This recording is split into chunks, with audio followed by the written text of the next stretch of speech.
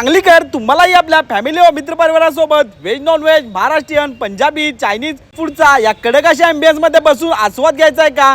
कुठे तर या तर सांगतो। तर आपल्या सांगली नगरीमध्ये प्रथमच आले आहे हॉटेल हिंदकेसरीची शाखा, तेही आपल्या सर्वांच्या लाडक्या हॉटेल म्हणजेच मुक्काम पोस्ट बन्नटवाडी मध्ये।